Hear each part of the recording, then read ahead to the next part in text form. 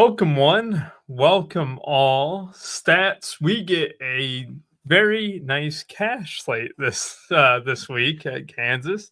When I first looked at the slate, I was like, oh my God, the amount of place differential plays, especially in the mid-range, are going to, I would say, close to 200% combined ownership on at least 5 of them. And it could be even, maybe that's a tad high, but it's probably safe to assume that could be the ownership and the $15 with the ownerships that we have been seeing this year. It feels like the field's getting slightly sharper as the season goes on. I mean, it used to be like, some of these nut plays would be 40%. And then today, I'd be shocked if Josh Berry is under 50%, right? So it's going to lead to an interesting slate. I mean, the trucks race yesterday was a bit chaotic. It ended up being a fun one to watch. There was no Xfinity, which I like watching the Xfinity the most out of any of these series. So got that coming back next week. But Stats, how are you doing this week?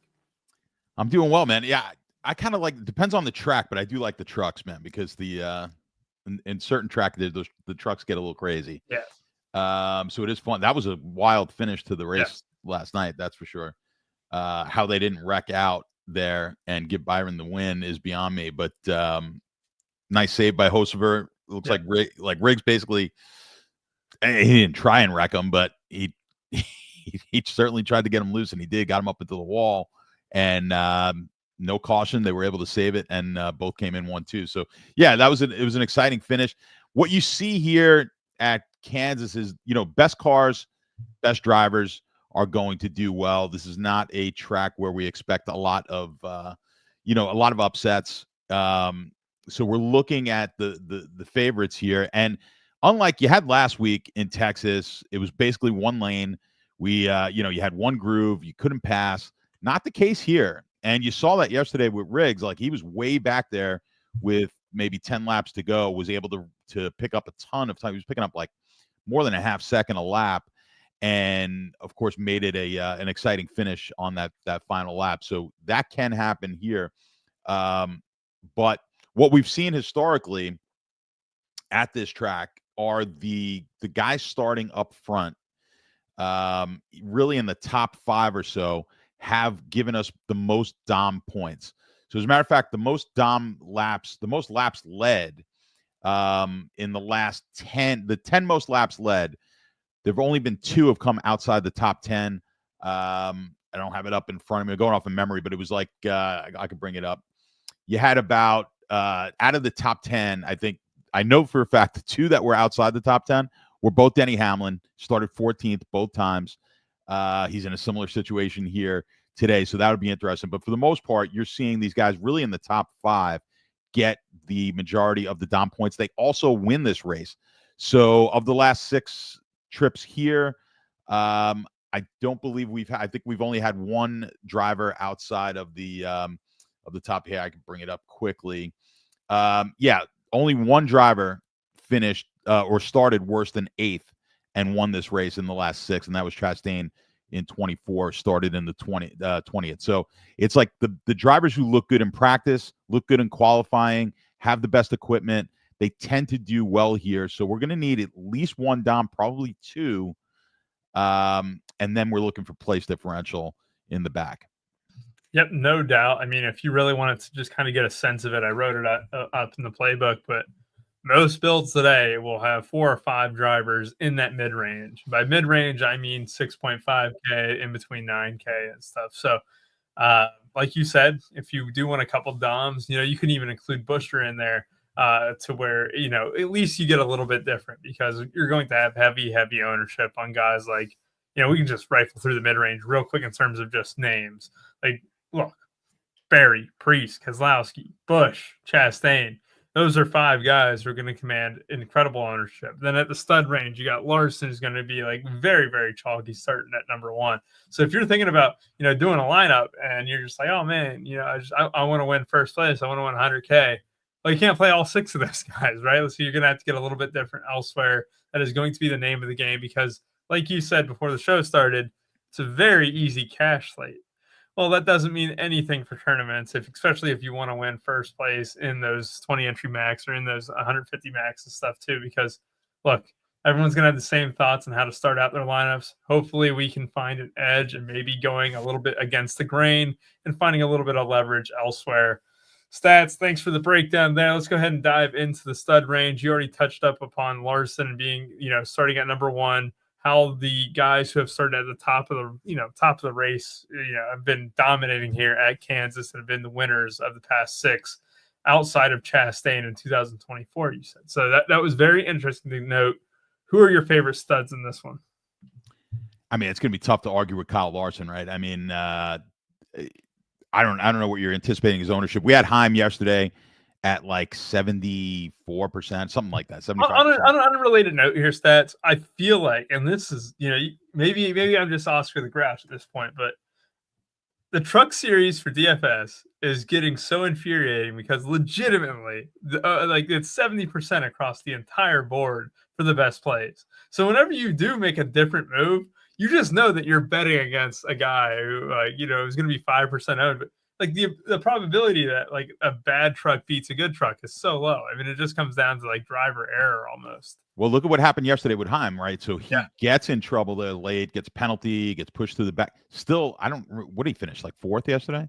Fourth, yep. And even with all the penalty, with diving out of line too soon and stuff, where he was just following the car in front of him. But like all of a sudden, any of those bad trucks, or any of those good trucks, even if they make a mistake with 15 laps to go, they're going to get back to the front. And like it becomes like an infuriating thing where all the ownership, especially if you did an optimal lineup and stuff, you'd be chopping with like so many people.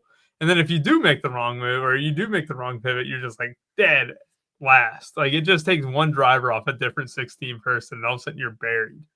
Well, I think we're looking at a similar situation today, right? So if this is either going to be a massive chop at the top or some lineup that nobody would have ever imagined playing is going to ship the 100K. So, I would lean more towards, I think we're going to get a pretty decent chop because it's just really hard. It's hard to foresee something, it's that Black Swan type of event. Like it's hard to foresee those. That's why they call them Black Swan events. But yeah, Larson in this spot. I mean, you look at the history. Now you go back to last year. He finished 26th in the last race that we had here in the fall. So, but he won the race in the spring at this track, had fourth place in 23, second place in the first race in 23, and eighth the second at first. So, I mean, obviously, outside of that 26th finish, he's been really, really good. You look at him in practice, the best car in practice by far, whether it was short run, long run.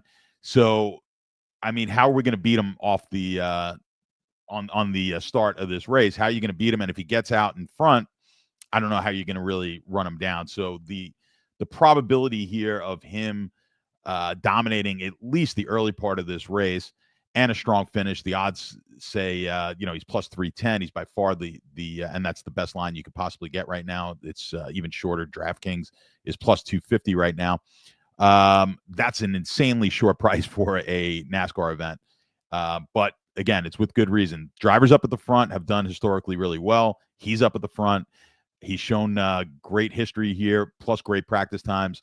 Everything's pointing towards Larson really dominating this race early. But we've got some other guys in this. You've got Christopher Bell starting in the third spot at 9,700. I think you can make a case, for Bell. He's going to be much lighter owned. All these guys will be much lighter owned. Larson's going to garner the bulk of the ownership at the that 10K and up sort of area.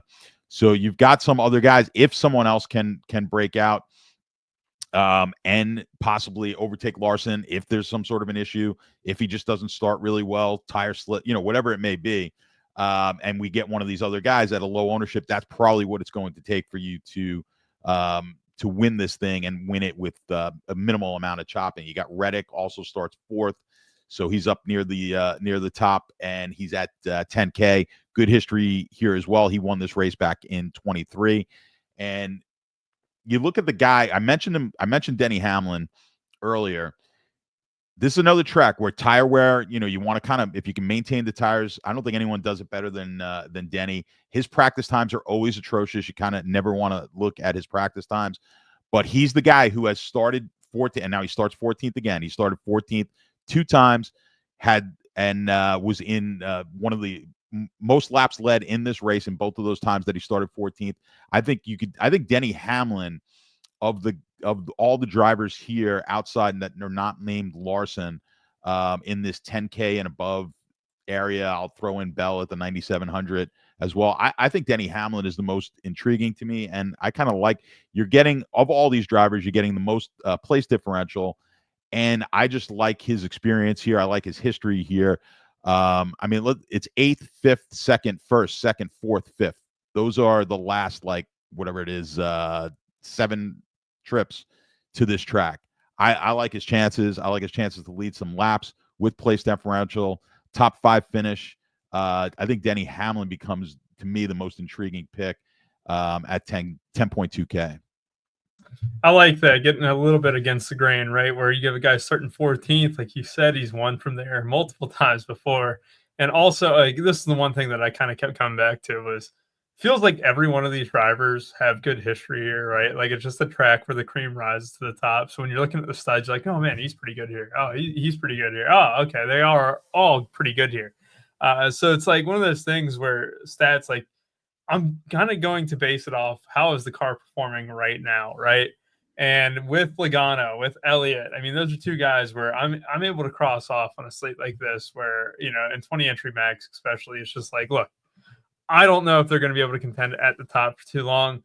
This car, though, I mean, the one risk that you are running is the car, if you are out in front, is going to stay out in front. I mean, you're going to have a hard time getting tracked down quick enough to where, you know, let's be honest, if Logano ran an all strategy and all of a sudden he's in clean air and, you know, he's got a chance. But I'm willing to bet against that. I'm willing to kind of just get these cars that have already, you know, gotten wins this season for the most part, but also have dominated a lot. I like Blaney for that reason, right? We know how quick Blaney has been all season, and a lot of bad luck has been really against him.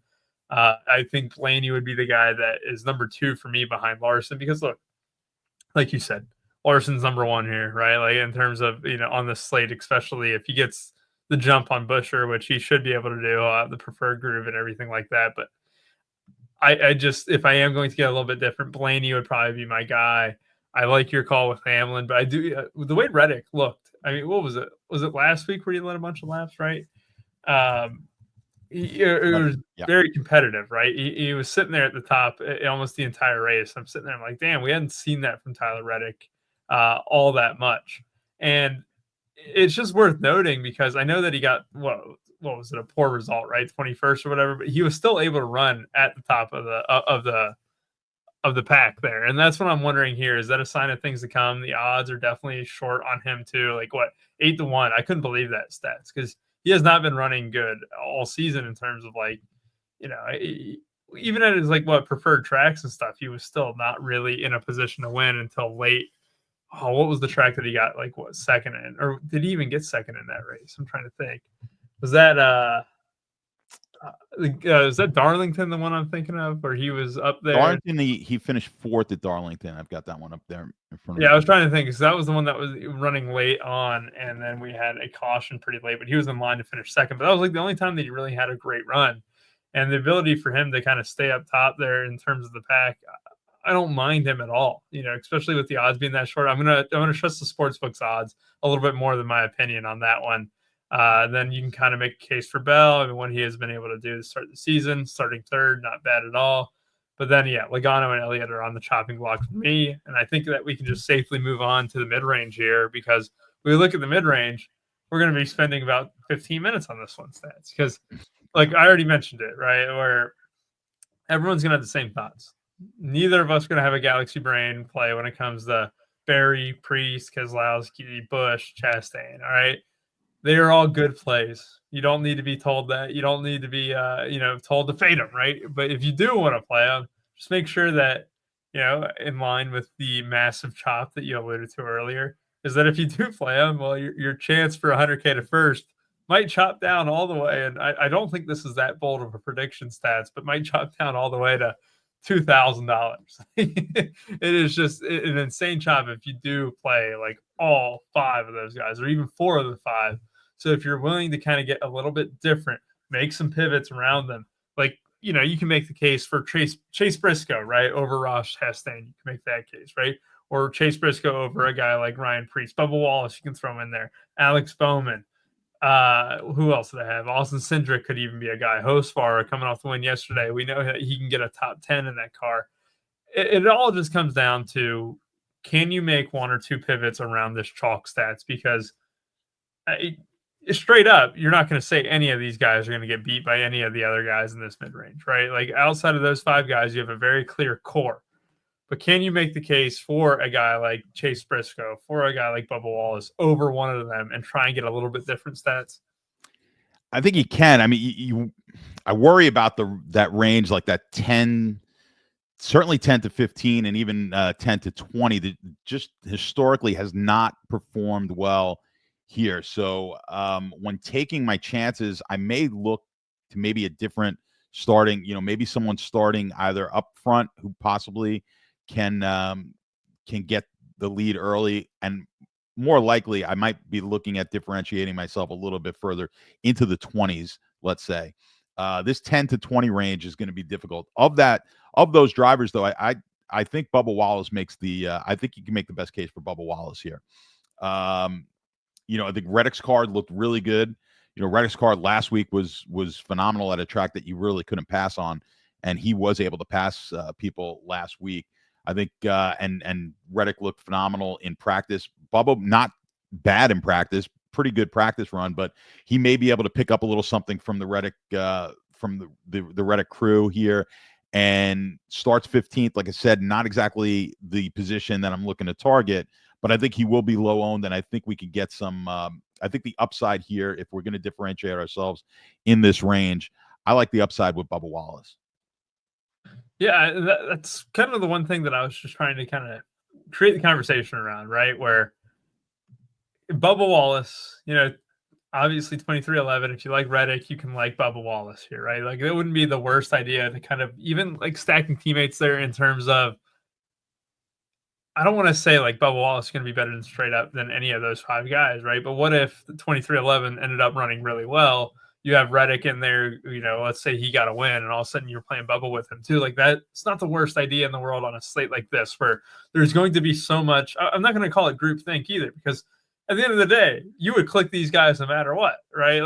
Like people they're going to be 40% for a reason, because they're all great plays. But if you do want to get some correlation, play Reddick with Bubba Wallace, or play Larson with Bowman, right? You can make a case there, Chase Briscoe, if you want to go the JGR route, right? Where it's like, I don't hate that idea of pairing your stud with the mid-range piece that is going to be lower owned, because hopefully you're just maybe that car runs really well, maybe that team has a really good performance, and you want to kind of be on that end with like Chase Elliott, or starting 9th, that's too high. But with a guy like Alex Bowman starting 21st, you can make the case for it, right? If you're going to pair him with Larson. So look, it's tough to talk about the slate for an extended period of time because it is so simple in terms of how, one can build a cash lineup. And this is where it's just going to look a little bit different, right? Like if you do want to play, Blaney, maybe you can make the case for Cindric too. Like I'm just trying to think of ideas that not quite outside the box stats, but at least kind of make a justification for some of these plays, because it's tough to justify Bubba Wallace over Ross Chastain or Kyle Busch straight up. And that's just kind of what has to be done if you want to avoid a massive chop up top and try and get lucky in the end all be all, right? Yeah, there's no doubt. But I think, you can make the case outside of Larson, which is a really tough case to make against. You certainly could make the case for, against Kyle Busch, because, look, Kyle Busch has just not been good at 1.5 mile tracks. He's got one of the worst driver ratings here at 1.5 miles. So for this season. So there's no, we don't necessarily have to see Kyle Busch at the 35th starting position finish in the top 20. I mean, that is not a given. So we can make a case here where Kyle Busch maybe is the guy that you're going to eliminate of one of these higher owned, right? So we're going to get Chastain with big ownership. Busch is going to have big ownership. Bowman will have big ownership. We're going to get down to Berry, but he's going to be high owned as well. And you're going to have to kind of figure out which one of these guys are maybe the worst play, as just as we were kind of looking at who are these guys in the mid-range who maybe are getting overlooked, who potentially have that upside. Like I like, Bubba Wallace in that scenario. I would say to me, Kyle Busch would be the guy that I'd be looking If I'm looking to get rid of any of those high owned, I think Kyle Busch makes the best case for me as far as maybe not getting into the winner here. And I think Bowman would be my next choice. I mean, you look at last week. I think he had a DNF there in Texas, finished 35th. He's had good history here. Obviously, starts 21st though, so it's like, if anything happens here, we get any just a moves up maybe 3, 4, 5 spots only, or worse than that, then perhaps he's not in the winner. Most likely, he's not in the winner. So I think for me, you can make the case here to fade a Busch or fade a Bowman. Those would be my two guys in this range that I would look to get off of if I was looking to get off of someone here. Vic, you muted. You're muted, Rubio.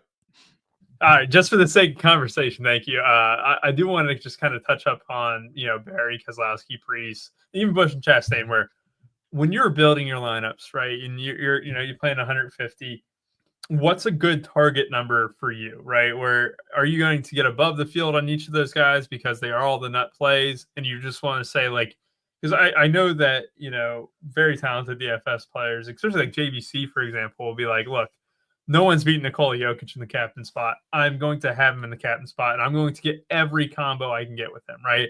And it's not the same thing with NASCAR, right? But it's still like, if you got beat by a lineup that had, Barry, Keselowski, and Larson, you'd probably be beating yourself up. You're like, oh, I mean, I had 3 of those guys there, and you don't want to ever say like I didn't have enough of the best plays, right? Yeah, no, there's no doubt. So it is different in NASCAR, but for me, once we get to that 50+%, certainly up at the 60+% projected ownership on a driver, I almost always want to look to lock button that driver in. Almost always. There's a reason they get to that high in ownership, and Larson really is teetering on that now at 11K.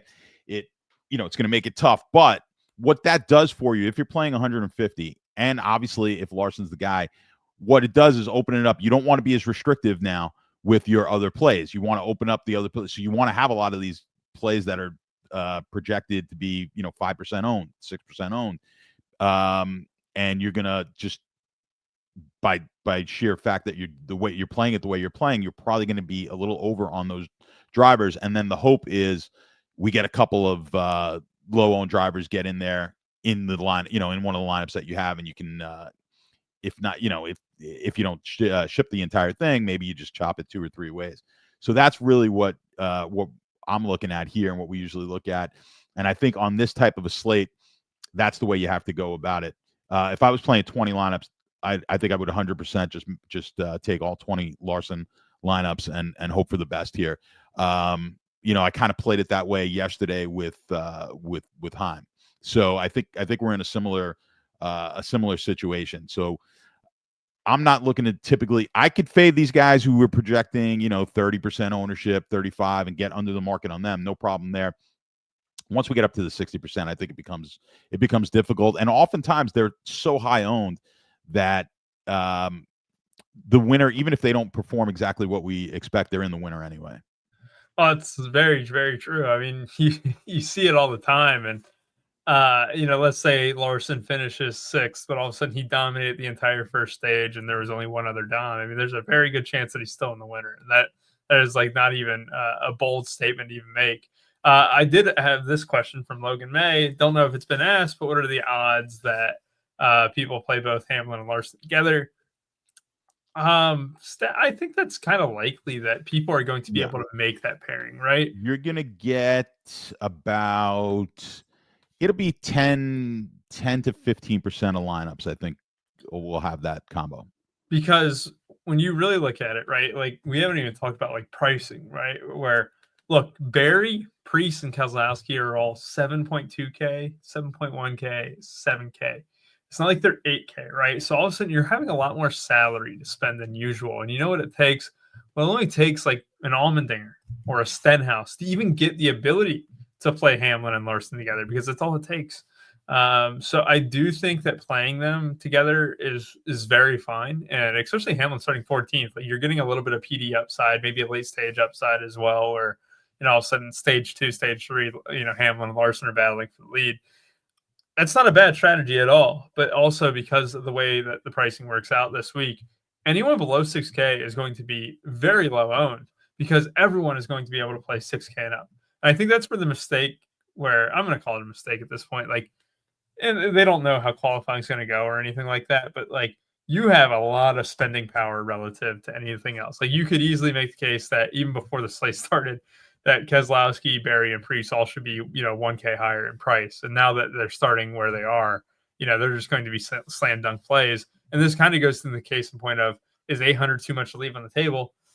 I don't think so. All right. I think that you, I just alluded to, you have a ton of salary. You genuinely do. You can fill up that salary pretty easily.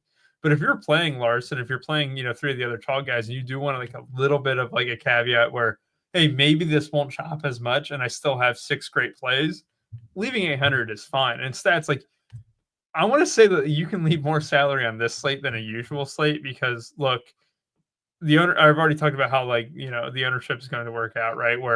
But you also have, those guys being too cheap where just regardless for their 7K and stuff, really 800 is just, it's very close to Allmendinger over Preece. It's probably 1K, a little less, but that's not the worst idea in the world, right, Stats?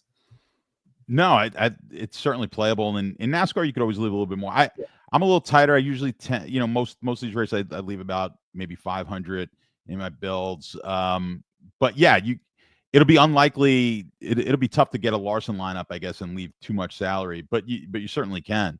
I think there is some value here, and I think that's where we need to. That's typically where we're going to find the lower owned drivers come in. It's usually at this sub 7K, even sub 6K, where we'll find lower owned drivers who just find their way into the winning lineup, and that's what we'll have here.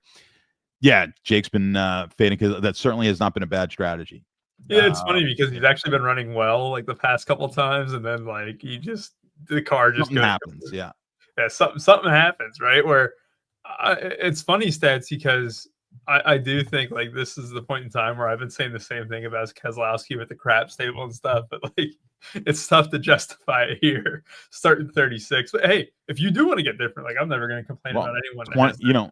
28th in Texas, 33rd in Darlington, 26th at Homestead. There's no lock here that Keselowski has a top 20 finish. It's just not a lock. It's been terrible. His driver rating on the mile-and-a-half tracks this season, one of the worst, 59.5 right now. It's terrible. So, yeah, it's just not a lock. I think I like Josh Berry here a lot more than I like Keselowski with how Berry has run. And I think Berry showed, some pretty good signs again last week. But he's been one of the best. Berry's been one of the best mile-and-a-half drivers in the entire series. So, to me, Berry starting 38th has to be far more owned than Keselowski, but I think the ownership will be owned more, but I think the ownership will be very similar. And yeah, if I had to pick between the two, I'm having a harder time getting off of Berry. I could get off of Keselowski a lot easier. Now, Keselowski, if you listen to the race yesterday, he loved the car. Now, you can take that with a grain of salt, but he likes his setup here for today. I don't anticipate him having an awful day, but I'm not going to be shocked if that occurs. And like you said, it just always seems to be something with Keselowski this year. And wouldn't be shocked if that happens again. Yeah, absolutely. And I'm with you. Berry, you could just make the case that he should have been closer to 8.5K than 7K. It was kind of an egregious price. And you mentioned it, how he's been so good this year on mile-and-a-halves. As Kansas concrete surface, no, Jake, it was asphalt. Good racing yesterday. I guess it wasn't that bad of a race. I did have Chandler Smith, so it wasn't the most fun race stats, but hopefully we get some action like that. We get someone sliding up in the turn 3 and almost wrecking for the win. I would appreciate that style of racing. But hopefully they can get close enough to the leader to do that here. But you can. You can. The question is, does Larson just get out front and no one gets him all day, which is certainly a possibility. We could see that happen here. Before we get to the values, because we're running pretty quick, does did you see anything about the tire? Like, what is it? New left side tires for this race, right? So, did you see any of that driver's comment? I know we had about 3 or 4 guys go down with the tire issue in practice. That could be related to many things, setup, being one of them. But could the tires be an issue today? I think the tires can be an issue, which is leading me also, to kind of like Hamlin, especially if we get some long runs, which potentially we could get here. I think it's kind of it's not a track that I think we're expecting like 8.5 cautions on. I think that's where the market is. So, it could be a very clean race, or it's kind of right in the middle there. So I don't know, but if we get long green runs, then the tire wear will become a factor, and that's one of the things that I like with Denny Hamlin, keeping the tires, that tire wear to a minimum. So stats, wouldn't be an RPS broadcast without Ty Gibbs talk. All right, starting 6th. All right, we didn't get to mention him yet. 7,700. I was waiting for it. Yeah, we got it. It wouldn't be an RPS broadcast if we completely skipped over him. Is he making your list? Not today. Not starting 6th. I mean, and I always try to make a case for him. It always looks pretty good. Not bad. Pretty good practice times. Obviously, ran well to qualify and is 6th. But yeah, I'd be very surprised here if he's able to dominate this race.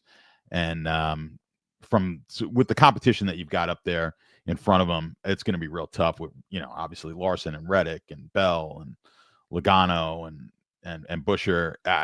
When you mention all those names, is he the one who's going to emerge and get us 30, 40, 50 laps led? I just don't see it. All right. Well, that was it for the Ty Gibbs talk here at Run Pure Sports. All right. So now it's time to move on. I'm having too much fun with this sound clip. Now it's time to move on to the value range. But we did have a quick question here. 23-11 thoughts, real quick, just overall stats. What are your, you already talked about Bubba. You already talked about Reddick and stuff. What's the too long didn't read breakdown? Yeah, no, I do like 23-11 quite a bit. I think Reddick has shown tremendous speed. And like I was saying earlier, Bubba, as the runs went in practice, as he went longer in the runs, that car got much, much better. Wasn't as good in the short run. I think they'll pick up a little something from Reddick. And like I said, he obviously missed it earlier, but I think Bubba, tricky starting spot of 15th. And but I think in that price range, I think of the lower owned drivers, he may be the best option to pivot if you want to pivot off of a Chastain or Kyle Busch. Perfect. All right. So now we get to the value range. And I already talked about you could technically make the case that 7K is the lowest you need to go this week, right? But Allmendinger, Stenhouse, 2 guys who are pretty good clicks. Did you know who was in the winner last week stats in this value range? Did you see who it was? Who was it last week? Was it your driver? Was it Dillon. that's right. Was it SVG? No, Ty Dillon ended up. Oh, it was Ty Dillon. Yeah, no. Yeah, I knew SVG. No, Ty Dillon was 12 last week. Yeah. Yep. Well, Ty Dillon, I don't know what his ownership's going to be here, but I think he's definitely a worthwhile play this week at 5,100. Starts 29th. I think he's in play for sure down at this price range. So this is the funny part, stats, where like every single one of these drivers, 6.5K and below, or even 6.9K and below, are all going to be really low owned, right? Like I think you can make the exception for Allmendinger, and even Stenhouse can get like almost double-digit ownership for Stenhouse there, where it's like, but a lot of people aren't going to have the need to go down that low, right? So like if you're, especially in single entry, if you're making a lineup and stuff, I don't see anyone dipping below 6K overall. So when you're having a lineup, well, let's say you do plug in Ty Dillon, right? Where, starting 29th, definitely, a great click overall. Like, I don't know. I can see the case being made for him, right? Where, you're already going to be able to double up the studs easily, right? So you can play any combo of studs you want. I mean, hell, you could even make the case you could play 3 studs. I mean, it's not even that much of an exaggeration if you consider like Reddick and Blaney, and all of a sudden you drop down from. Yeah, no, it is very possible. I'm looking at it right now where you could even play 3 studs if you went with one of these value guys. I would say this, stats. when we talk about like Ty Dillon and stuff, it's like what score is needed, right? And usually the case made here is it's not relative to his score, right? It's what if you had two Doms that ended up getting 80 apiece, right? Blaney and Larson, for an example, or Hamlin and Larson. And just having Ty Dillon as the highest score below 6K is enough. So when you look at it's just all about construction at this point. It's not about raw points, but it definitely is a factor. And Allmendinger and Stenhouse being the top two, Stenhouse starting 30? Where is Stenhouse starting? I had a 37th. Is that wrong? Stenhouse is 27. That is wrong. All right, so Stenhouse is not going to be as high owned. Okay, never mind. Allmendinger is. No, Dinger's going to be owned. Dinger will be the highest owned in this range for sure. Yeah, I don't know why I had 37th there. So 27th. Yes, so he will definitely be. Dinger's going to be the highest end of this bunch. Anyone outside of him, though, you're going to have a decent chance at getting a way more unique than usual, right? Yeah, I think the big thing that you said there was the fact that we don't necessarily need to save on the salary, which is going to suppress some of the ownership, I think, down here, which we could use to our advantage. And I think Ty Dillon's the guy that you're going to want to do it with. He should not be at 5,100. I mean, he's a top 20 car, I think. So the price tag of 5,100 starting 29th is egregious, but I think a lot of people are going to just pass up on him for the simple fact they don't need it to fit into the lineup. They're going to be staring at their clicks. Typically the guys here are going to be the last click that you make, and they're going to have 6,500 left to spend, and they're not going to go down to Ty Dillon. So I think getting some Ty Dillon in there is going to be beneficial. I just think it's too good of a car. Where's he been? I think his driver rating's been pretty good certainly for someone at the 5,100 on mile and a half. I think it was in the 50s. Yeah, it's in the in the 50s, which is obviously the bottom half, but certainly not the bottom. If you want to compare it to guys like Cody Ware, who were right below him, he's got a 30.8 rating on the mile and a half tracks this season. So he's by far the best driver. And he's on basically like a John Hunter, Nemechek driver rating, Todd Gilliland, and Ricky Stenhouse. Like they're all bunched around the same driver rating on mile and a half tracks. And he's of course a big savings with a pretty good place differential. So I think Ty Dillon's the best option down here. But I think just in general, I talked about it earlier. If we open it up, maybe I'll leave a little bit more salary this week for that reason, because it's so chalky that I want to maybe get a few different lineups, with 700-800 left on the table that I may not be able to get to if I don't, if I kind of tighten it up a little bit on my min salary.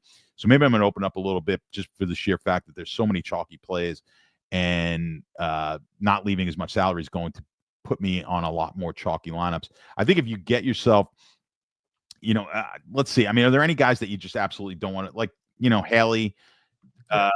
I'd say, okay, we could fade Haley, probably fade Nemechek. I'm still tossed up. I think you actually even want to keep Zane Smith in the mix. But I think the only one is an absolute have to fade is Justin Haley. Nemechek is close. And then the other guys, I mean, I probably wouldn't, you don't really have to play Cody Ware, I don't believe, even though he's starting 37th. It's tough for me to just totally rule out some of the other drivers. I think we're going to find one of these guys probably gets in, 5 or 6% ownership and finds their way into the winner, just because it's just kind of the luck of it. So if I'm going to lock in, like I was suggesting, kind of locking in Larson, then I want to really mix in some of these other guys just for the, not because you like them, just because we're trying to differentiate lineups a bit. So I think that's how I'm going to play it today. I'm going to all in Larson and get a decent mix down at the bottom. I think 3 was a stretch of the studs, but if you did do Dinger and Ty Dillon, you could easily get 3 studs, but then you're fading a lot of the mid-range. There is a chance, though, where if you did just say, look, again, I don't think this is the optimal path, but like, I only want a max of 3 of the mid-range, right? Or like, 4 of the mid-range even.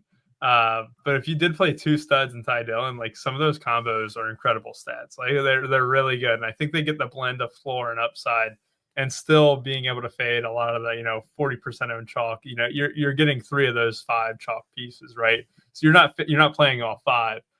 I don't know. It looks nice. Well, what's the give me if we did an all, if we didn't go super chalky and we locked in Larson, let's say, and you're going to go a little bit more stars and scrubs than looks to be, certainly what the cash lineups are going to be, which is going to be heavy in this mid range.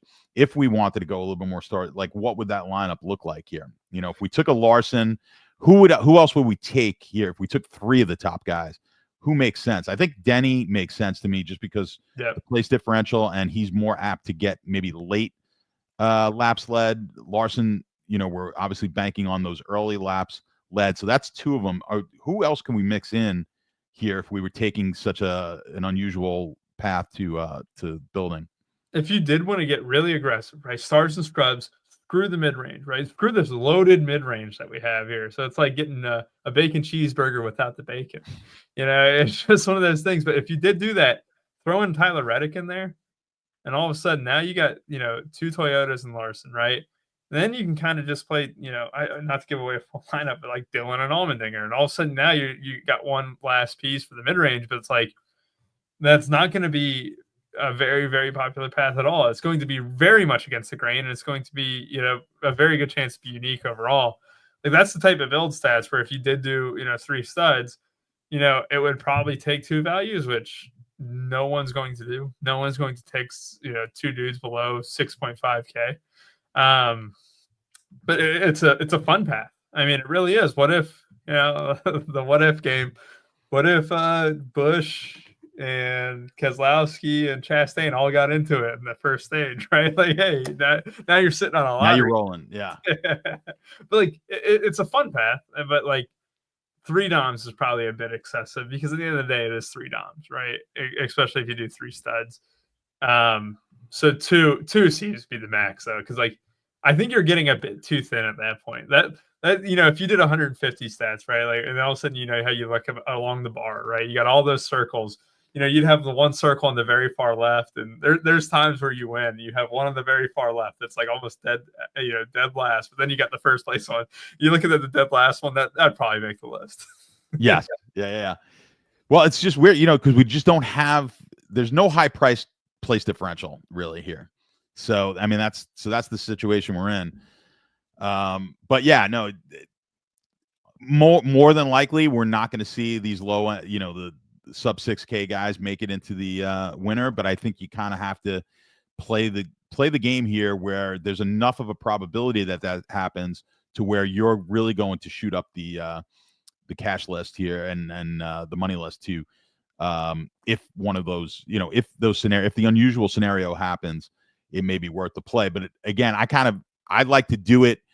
I wouldn't do it full all the way where I'm going to fade Larson also in those, like, we're going to take, who do we think the highest owned here? Larson, Berry, Keselowski, Bowman and Busch, and like, I don't know if fading like 4 of those guys, or fading all those guys, trying to come up with a lineup without them is going to be too beneficial. So I think you want to kind of lock in 1 or 2 of those guys and then get different with the rest. So if I'm locking in Larson, maybe I'm playing Chastain with it, a Denny Hamlin, which will be a little bit different, and then maybe mixing it up down at the bottom. So yeah, my gut tells me this is going to be very chalky. This will be a chalky slate, but you never know. So you gotta play. I think if you're gonna play 3 max, do you just put 1 chalk lineup in there just to say screw it? Maybe I'll as a hedge, and then get a little crazy with my other 2. I could see doing that, but for me, I'm trying to win. Like, I'm not just trying to cash and hope I just get my money back. So I just play them all to win. So I would be going, if I was 3 maxing it, I would get a little bit different. I'd lock in Larson and then try to get a little bit different elsewhere. All right, Stats. We're going to come up with a new segment here since we still got 14 minutes. All right.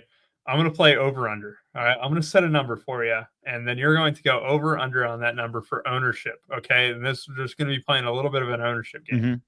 Over-under 55% Kyle Larson. Oh, it's over. You think over? I think over too. I think that's kind of the number. I think he does get up to 60. I think he gets in 60 plus. Yeah. That would be one of the highest ownerships we've seen from Pole, but we have seen that earlier this year, actually, where we see a lot of those guys where starting pole, a very strong car, and they just get very high owned. I think Larson, even in the race that he wrecked that a few weeks ago, I was debating on fading in the main team, and sure enough, I had him. But like, he was extremely high owned. Like, especially in the high stakes, some of these guys can get into 70, 80%. I'm going to throw this one in there because you mentioned him. Bowman over under. I'm going to give you aggressive for this number stats. 26 in the $15. Over. You're going to take over. I'm going to go under. Okay. All right. And now the reason is you got so many of these mid-range guys. I think that he gets squeezed out. I just do. I just don't really see the appeal to clicking on Alex Bowman when you have three guys all lower than him, and arguably, they are better projected. Look at the recent run of form for Bowman too. That's going to scare a lot of casuals away, right? In the last 5 races, here have been his scores: -15, 45, -16, 6, -0.59. I'm going to go under. I think if you gave me plus 300 odds, I would take under 20% as well in that $15. I think I'll be aggressive with that, all under there. Next one, Josh Berry, over under 48%. Ooh, yeah, I think you hit the number real close. I'm gonna say, oh boy, I'm gonna say under, but I think I mean it's like by fractions. I think you're right there. He's 45 to 50. That's why I did 48, right? Yeah. Because I think he's going to hit 50. I genuinely think, and this is where we're talking about ownership, if I think Bowman gets squeezed, where does this kind of juice get squeezed out to? Where does this spill over to? I think a lot of it just goes straight to Josh Berry. I think he's going to be hugely owned today, and for good reason. Keselowski, over under. I'm going to get a little aggressive here. 44. It's a good number. I'm gonna go slightly under there. I think 45 is, in that range, right about right. I'm going under as well. And again, it's the recent run of form. It's the sour taste left in people's mouths. It's just one of those things where I think a lot of people do game box score watch, right? And at the end of the day, box score watch is what we refer to NBA wise, but in NASCAR, it's a big factor too. A lot of people be looking at that performance in recent races and be like, I don't really want Keselowski. I think it's enough to dip him below 44. All right, 2 more stats. All right, because I do want to hit on these guys. We're going to do Ross Chastain. All right, this one's going to be interesting. Recent winner at this track, 30%. Yeah, you're getting good. Man, I'm going to say Chastain is over that. I agree. I think just slightly over. I think the recent track history and stuff, and people are going to have a little bit of the ability to spend at below 9K. I think it'll be the most popular option just under that. People will opt to him. I think even over Kyle Busch, which will be kind of an interesting one. And the last one, it's going to be Kyle Busch. All right, so this one. He's projecting for huge ownership. I don't think it gets quite that high. Sabre has him at 58, which is egregious. I'm going to set a number here that I'm going to set it at 40. What do you think? That's an under. Yeah, I agree. Feel good about the under there. Just because people are just so down on Kyle Busch, so it'll still be in the 30s, but under 40. Yeah, I feel good about that under 2 stats. All right, we'll dial it up. We'll hopefully see if one of us swept the board with those over-unders. And now we'll get into our drivers of the day. Stats, under 20%. That's the rule. You know that. Who is your driver of the day? All right, let me bring Sabre up and see what we've got under. I have a guess who you're going to go. I'll confirm. Yeah, I mean, I've got some options here. I could go Bubba, I guess. Yeah, I don't love the 15th starting spot. Let me give it a quick look if there's someone else that I like more down here. It's pretty gross. I do like your Bubba call, and I do want to mention too. We're going to start something new here.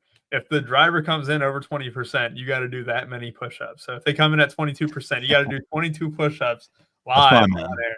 That would be Well, I could do it, but no, I'm gonna say so that one's kind of teetering on it. So that would be. I think Bubba comes in under it. I do. Bubba's gonna come in under 20. Yeah. Do I want to go to Bubba or do I want to go way out to like a Ty Dillon. I was gonna say, if you're not gonna take That's Ty the Dillon, guy, yeah. Because I think Bubba's the best option, like I was talking about in that range. If you're looking to pivot, I don't know if he's the best sub 20% play. I think Ty Dillon probably is, because I just hate that 10 at this track. Starting 10th to 20th is tough. And if I like Hamlin, which I do, getting like the chances of two guys right in that range, getting us the value to win and getting in the nuts is slim. I don't think it's ever happened actually. So I'm gonna go with Ty Dillon. I'll go down at the bottom and say that he, despite I think his price is just so far off that he's worth playing. If he was if he was 1,000 more, I think he'd be worth playing. Yeah, I agree. Their stats. I think Ty Dillon is a very good driver of the day pick. Back-to-back weeks, potentially. He is back-to-back weeks of a driver of the day, but back-to-back weeks of optimal would be fun. He's been optimal in like 3 of the past 5 or 6 races too. This is like no joke. And you hit the hammer on the nail there when you were talking about him earlier. It's just like if he was 6,100, you wouldn't be batting an eye, right? Like you just be like, all right, he's still a good play at 6,100. And the fact is he's 5,100. So I'm with you there. Part of me thinks that I should just pick Josh Berry and just do 60 push-ups next week, right? I think that would be the way to do it. But stats, I do want to get a little bit off the board here too, because I don't want to just because look, I'm going to be saying his name too, but like I do like the idea of going under 7K and getting an extra stud, right? You pick Ty Dillon. I do think Allmendinger comes in below 20% because I don't think anyone's going to want to click these guys below 7K. This is going to be a little aggressive. If I have to do 21 push-ups next week, I will. But he won't be that far over, but he might get over the 20. Yeah, that's what we used the $15. I'm going to be aggressive. I do want the content. If I do have to do 21 push-ups, it'll be fun. Allmendinger is my driver of the day, just to get a little bit different off the chalk, right? Like, and this is the big reason too why Ty Dillon is so great, is that you have the ability to make different builds than the rest of the field. Allmendinger, you're just getting slightly different, right? You're going down from one of Priest, one of Keselowski. Hell, if you go further up the list, you're going up to like Kyle Busch and stuff. Where can I get off that pack? Where can I spend that extra salary? I think that going down to Allmendinger, potentially getting a second stud could be nice to do. Ty Dillon, I think, would have been my guy if you didn't choose him. So I love that. We got 2 value range guys that we can go with here. Should be a fun race. Any parting words, stats? Yeah, I'm going to say don't be afraid to take 2, certainly 2, if not 3 guys starting in the top 10. Historically, it has been pretty good here. The drivers who qualify well tend to lead the most laps and also tend to win this race. So again, that's why I kind of like Denny at 14, because he kind of breaks that mold. He doesn't typically qualify well or give you great practice times, but he gives you the best option outside of the top 10 to win this race, I think. And but don't be afraid to have even 3 guys in that in the top 10, and then the rest of your drivers 20th or worse, and kind of eliminate the mid range, or the mid starting position, I should say. Perfect. For Stats and I, we appreciate y'all for joining. If one of us doesn't win the 100K, we hope it's one of y'all. Have a great rest of your day and happy Mother's Day.